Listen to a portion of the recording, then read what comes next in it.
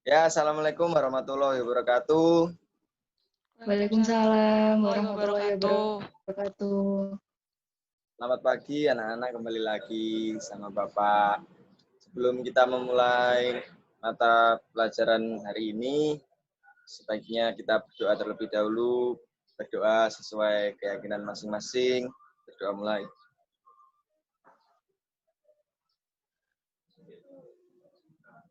Doa selesai. Gimana anak-anak? Lama ya nggak ketemu Bapak.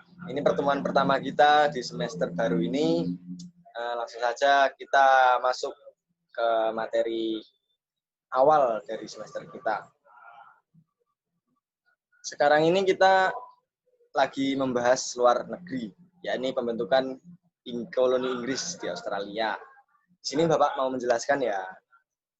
Mohon maaf Bapak tidak bisa menggunakan PowerPoint sebagai screen zoom dikarenakan Bapak memakai HP ya. Karena Bapak lagi di luar. Yang pertama, latar belakang dan pendorong pembentukan koloni Inggris di Australia. Latar belakangnya diawali oleh James Cook yang menjalankan ekspedisi yang disebut dengan Transit of Venus di daerah timur sampai ke Australia sekitar tahun 1770. Lalu bersama dengan Joseph Banks, dia melaporkan bahwa wilayah pantai timur Australia memiliki karakteristik geografis yang mirip dengan wilayah Inggris. Jadi di Australia, murid-murid. Ada yang pernah ke Australia? Oh, pastinya nggak ada ya, karena kalian masih kecil. Bapak juga belum pernah. Di Australia itu memiliki wilayah geografis yang sangat strategis bisa dibilang, karena merupakan negara yang cukup tropis tapi juga panas, yang mirip sekali dengan Inggris. Ya, murid-murid Bapak cinta. Pada tahun 1788 dilakukan pendirian koloni yang disebut dengan First Fruit yang dilatar belakangi. Yang pertama namanya Penal Settlement, koloni narapidana.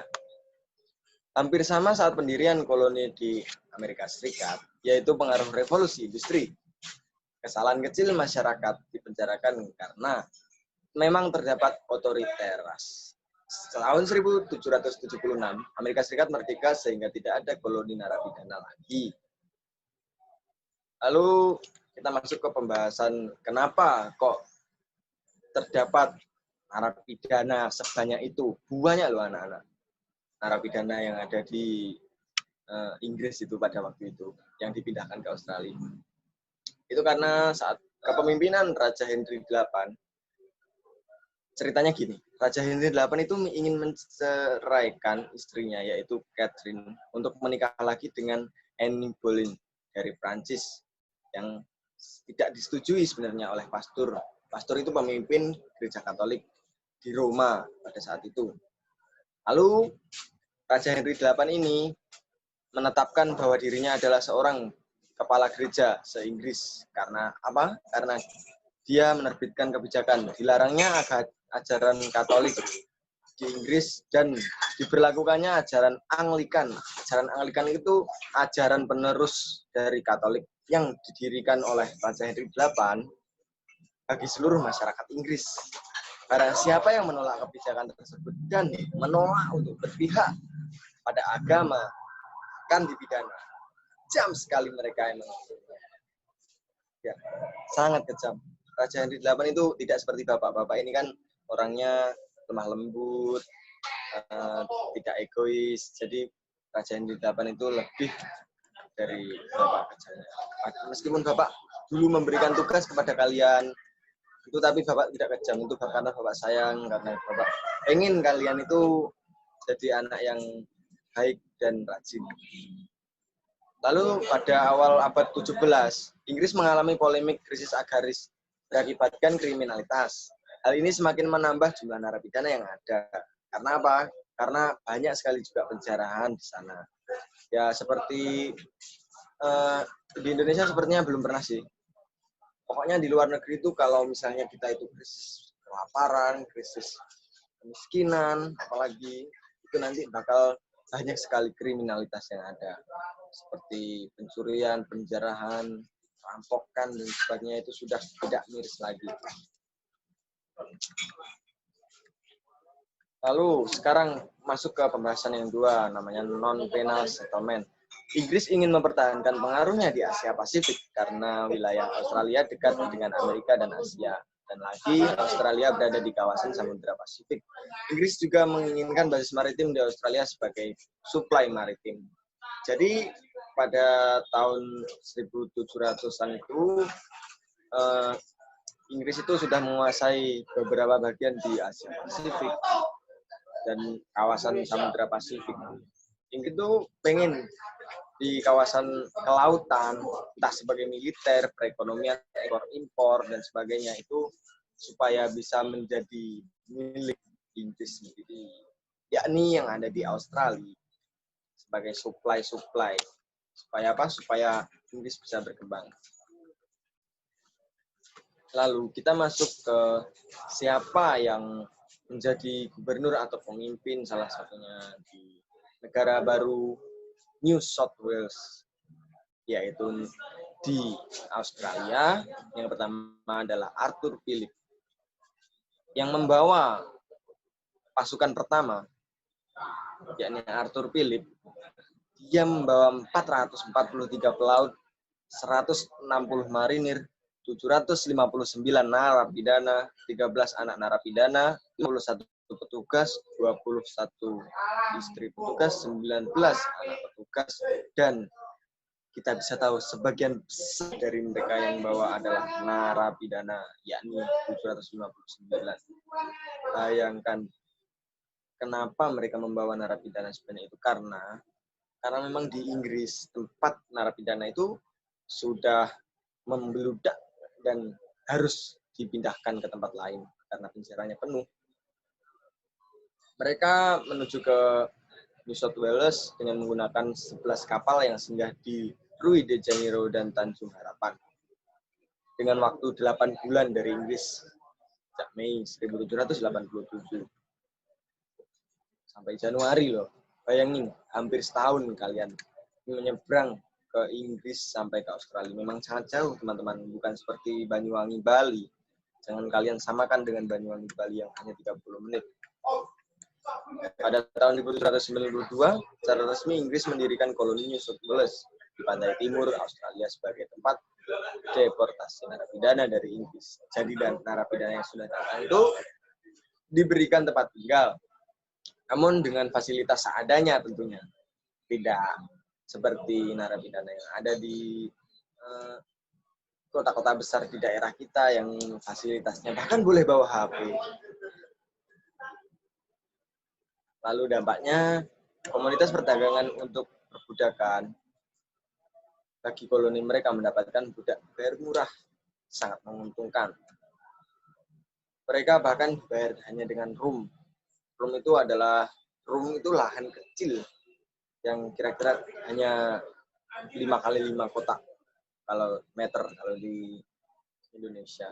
Itu rum untuk dijadikan usaha sendiri, entah kalian mau buat sebuah ruko, kalian mau buat sebuah tanaman yang bisa dipanen lalu dijual, itu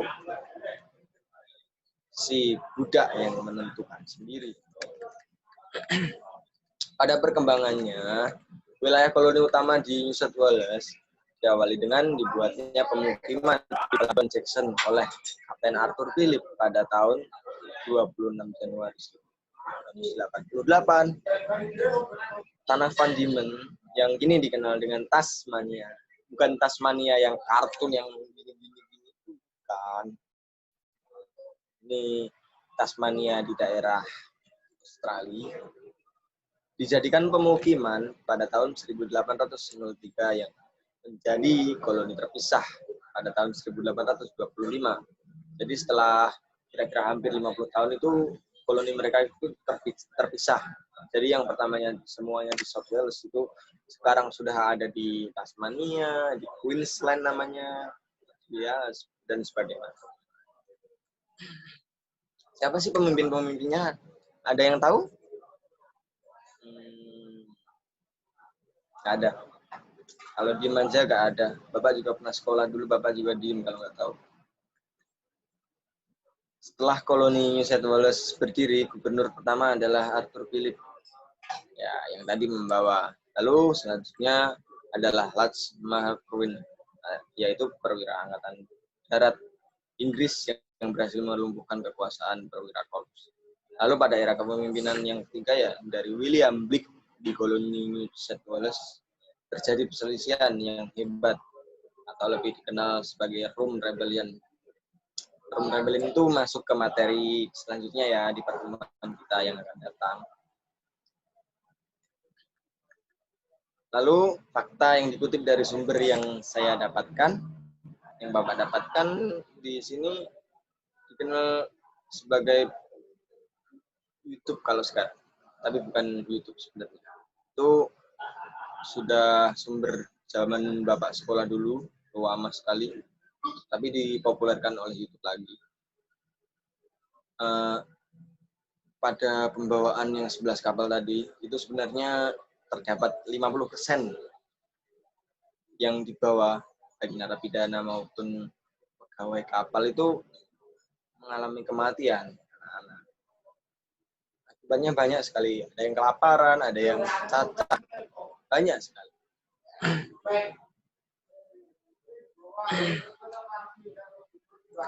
Ya, gimana? Apakah kalian sudah paham? Apa belum? Kira-kira kalau Bapak bertanya, apakah ada yang mau menjawab? Tidak lagi. Ya udah, Bapak kasih tugas. Ini materinya tidak Bapak share ke kalian, tapi kalian Bapak suruh untuk merangkum apa yang telah Bapak sampaikan.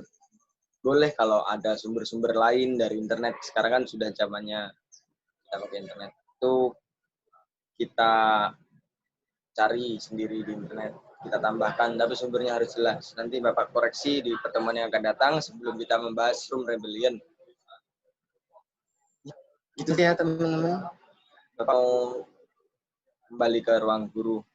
Ya, anak-anak. Sekian, Bapak tinggal dulu ya. Terima kasih. Assalamualaikum warahmatullahi wabarakatuh. Jaga diri. Waalaikumsalam warahmatullahi wabarakatuh.